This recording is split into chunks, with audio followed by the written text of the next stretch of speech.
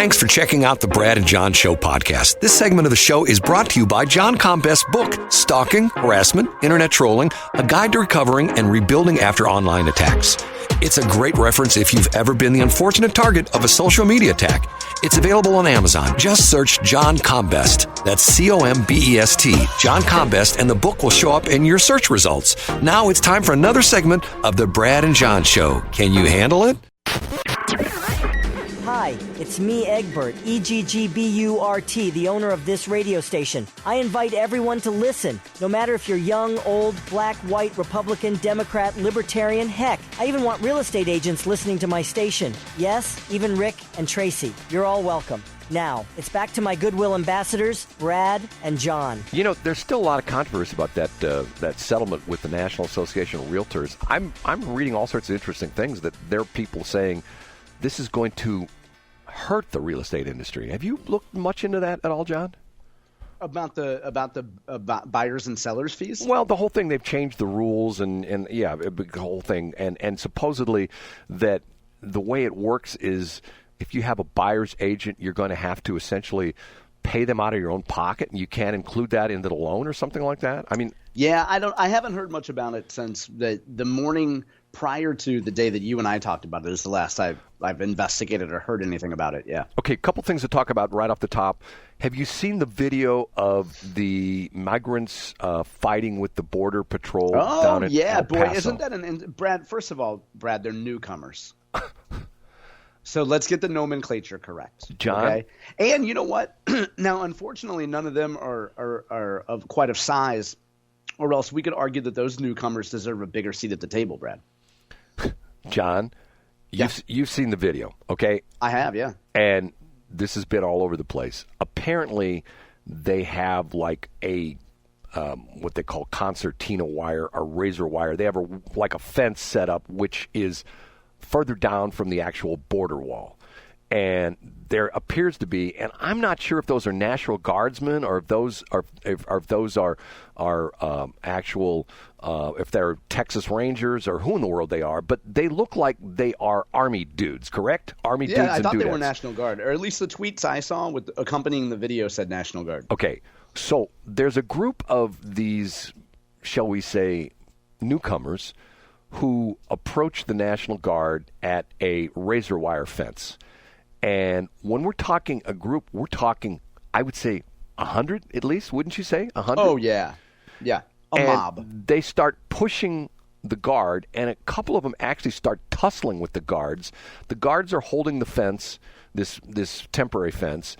They then, lose control of the fence, and then this whole group of newcomers, shall we say, approach the big monster wall, and they're trying to crash the big monster wall.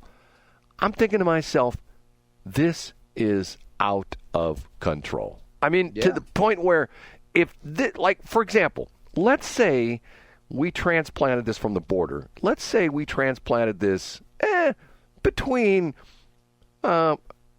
Chesterfield and Wildwood. And let's say Wildwood had erected a border fence, and a bunch of the Chesterfield people were trying to get into Wildwood, and they approach this.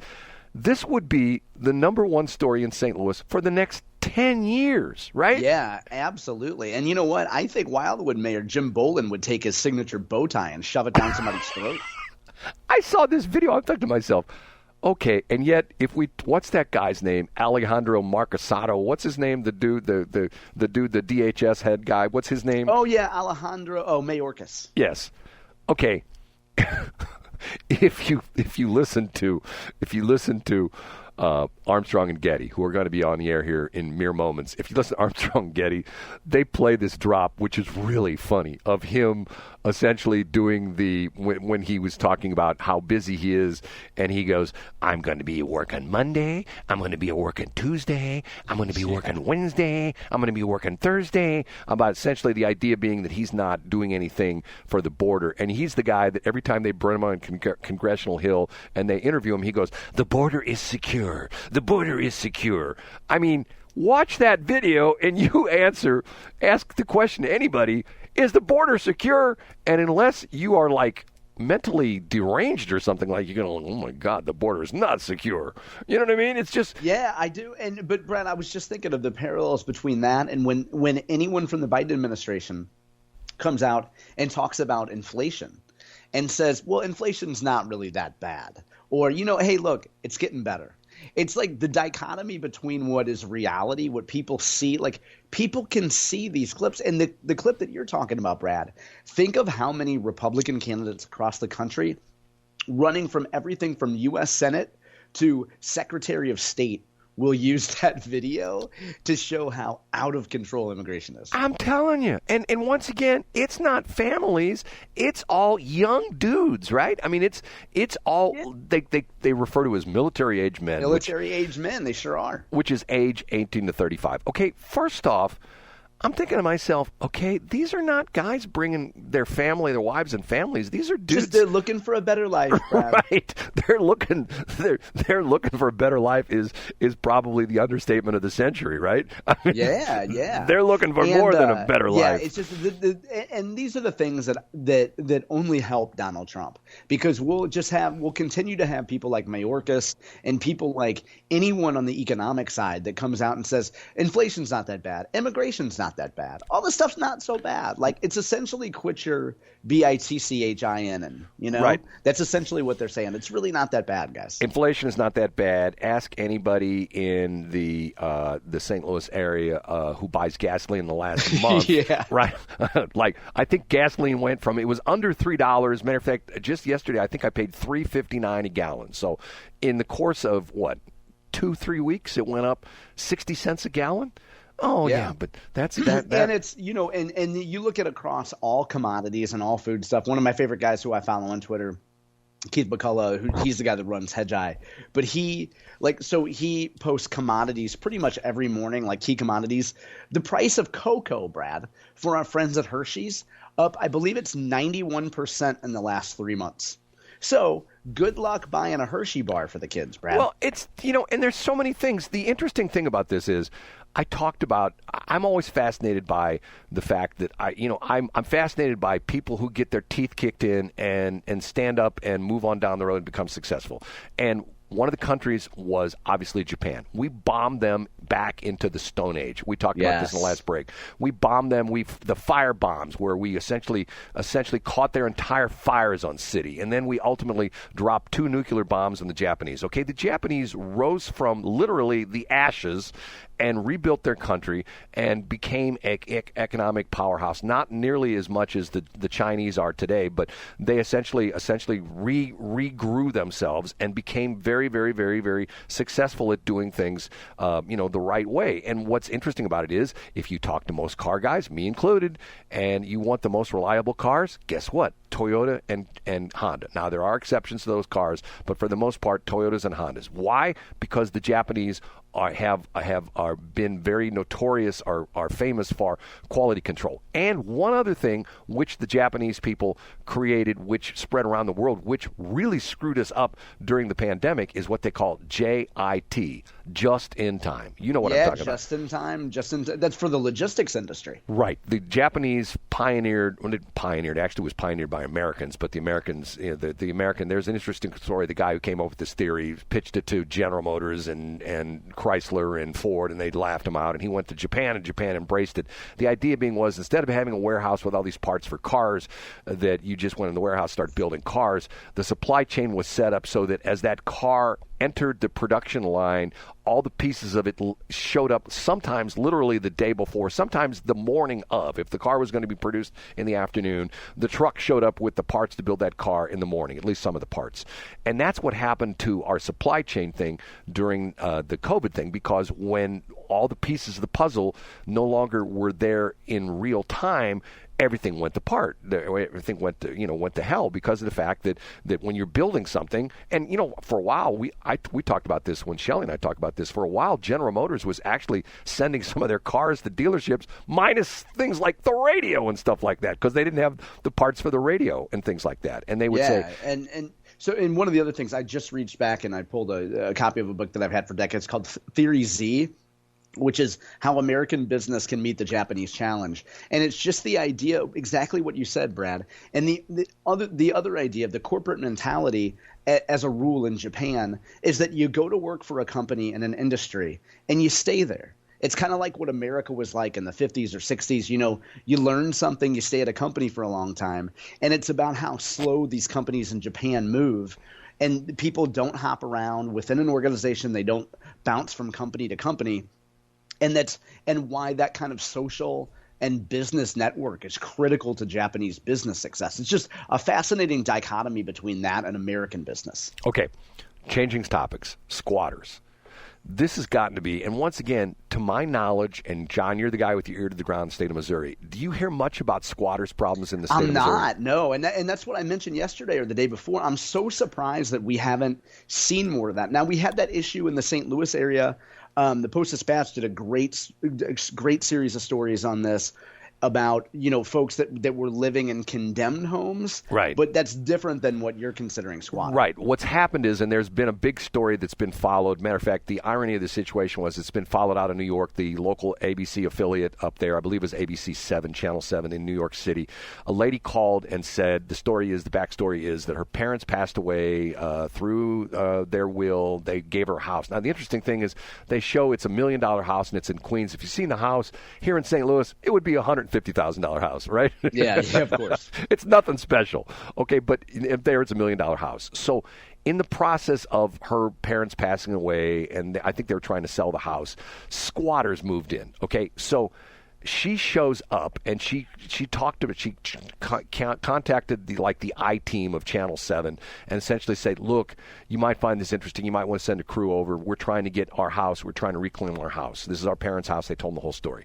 The Channel 7 news team shows up with a reporter, and she shows up, and sure enough, there's people in the house. She has this confrontation with them. She tells them to get out.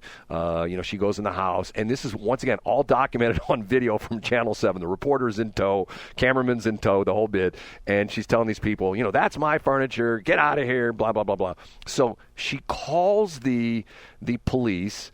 The police come and escort these people out. She calls a locksmith, and then the locksmith shows up and changes the locks. Okay, end of story, you think. No, not end of story. 3 of the squatters come back, and one of them breaks down the door, and he calls 911 and essentially says, hey, she broke into our house. It's our house. We live here. We're renting. We're leasing from it, and she has no right to do that. The police show up, and she gets arrested and taken away in handcuffs because in New York, there's a law that states that if you live in a building for 30 days or more, you are essentially considered to be a legal resident of that building, and essentially it's like, even though she owns the place, she has a deed to it, and in the course of the reporting, one of the guys keeps saying, I've got a lease, and she's saying, well, show it to me, and she's walking around with the deed in her hand. She's got the deed, the property deed in her hand, that she owns the house, and yet, boom, this is happening all over the country. Hasn't happened here to a large degree in St. Louis yet. It's big in Atlanta. It's big on the West Coast. And what's interesting about the follow-up to the story was yesterday or the day before, apparently there were some ticked-off people that saw this in Channel 7, and they deemed them vigilantes. One was described as wearing a Trump T-shirt, showed up at the house, and kicked these guys out. I saw that, yeah. And so, but you know what, Brad? That's what's going to happen. You're going to have people that take this into their own hands, and it's not going to end well. No, but there's a guy who's become sort of, and I think we've even talked about this guy before. There's this guy that had the exact same thing happen to him someplace in California. His parents passed away. He ended up with a house. Squatters got into it. He couldn't get him to leave no matter what he did. And the court system says, well, the police were called. Police said, hey, this is not a criminal matter. This is a civil matter. You need to take this to court. So what he did was he moved in with him. One day he just showed up, and somehow he got into the house. And they go, what are you doing here? I live here. What do you mean you live here? Here's my rental agreement. So in other words, he drafted the same bogus paperwork that they had, and he just moved in with them. And then they decide, well, we're not living with you, and they moved out. And they got out. But it sounds like a great sitcom plot, doesn't it? Like how terrible can you be how much dirtier can you be than the traditional squatter to get them to say, maybe you could call it squatter squalor. And then maybe we should buy that domain, Brad. Squatter squalor. And then you make it so uninhabitable and you're so rude and bellicose that the squatters move out. Well, the sad part of this is that the laws are written in so many different areas to protect the renters and anybody who knows anything about real estate, if you've rented property, it can be really difficult to get people out who aren't paying the rent anymore and especially on the coast, in the New York area and on the West Coast, there's also, like in New York City, you got rent protection, to the point where the landlords can't raise the rent, even though their costs keep going up and up and up and up and up, and it's rent protection. And I think there's same places like that in California as well too. And it's to the point where you look at it as a reasoned person, go like, okay, I understand what these laws are supposed to do, but once again, it's gotten out of hand where the laws are written to favor the people who are breaking the big picture laws, essentially property ownership. I still say the solution to the whole thing is and listen to me, I know what I'm talking about. And I'm not the part I'm shilling for any of my clients because we do have an alarm company on the radio station. If you have property that you're not living in and you're in the process of maybe you got it from your parents or it's a rental home that you've got empty, put an alarm system in there, and not just one that goes off and just makes noise, that actually calls the police. And when somebody comes into your house to squat in, the minute the alarm system goes off, police show up, you say, hey, they're breaking into my house. They don't live there. Bonk, and they get tossed right away. Yep, nip it in the bud. Right. This message brought to you by Smith & Wesson. John, a bunch of stuff we didn't get to. That's all right. We had a heck of a week, Brad. We talk for an hour. We don't get anywhere, Who knew? You know what I'm going to do? I'm going to go out and ride my bike this morning, wear my bike helmet. Yeah, of course. You got to protect that cranium. At a man of 88 years, you got to protect everything in your body, Brad. I'm going to drive up and down McDonald, and I'm going to roll around the dirt there at Coldwater Creek. Yeah, can you get a little soil for me? I've been looking to fill in a couple spots in my yard. By the way, I forgot to do one thing. Okay, but we're actually late right now, but we can afford to be late. That's okay. We didn't start till late, okay? Are you going to play something for me? I'm going to play something for you, but I want to see, can you hear this? Here, I'm going to play it right now. I don't even know where to start from all of the things that have been said that are just wrong. Did you hear that? I can't hear it now. Okay, hold on a minute. Let me do one more thing. Okay, I'm going to hit something here. Now, tell me if you hear it. I don't even know where to start from all of the things that have been said that are just wrong. Yes! There it is, ladies and germs. We got it. That is the official corrector of the things that Brad and I say. Yeah, right. And that's Mary Elizabeth. And we'll talk more about it on let's just tease people over the weekend. We'll talk about it on Monday. John, can I say something right now? Absolutely. I'm the most handsome man in the world. I don't even know where to start from all of the things that have been said that are just wrong. Hey, Brad, you know what? I sure do love a pink safety vest. I don't even know where to start from all of the things that have been said that are just wrong. John, there we go. You know what? I want to work on Real Talk 93.3. I don't even know where to start from all of the things that have been said that are just wrong. I'm sorry. It's so good, Brad. Thank you for turning me on to that. Okay. Do you think she'll be mad we're going to use that? Oh, no, she's going to love it. Okay. She's going to love it. It's going to be an ongoing bit on our show, Brad. Thanks for checking out the Brad and John Show podcast. This segment of the show is brought to you by John Combest's book, Stalking, Harassment, Internet Trolling, A Guide to Recovering and Rebuilding After Online Attacks. It's a great reference if you've ever been the unfortunate target of a social media attack. It's available on Amazon. Just search John Combest. That's Combest, John Combest, and the book will show up in your search results. Now it's time for another segment of the Brad and John Show. Can you handle it?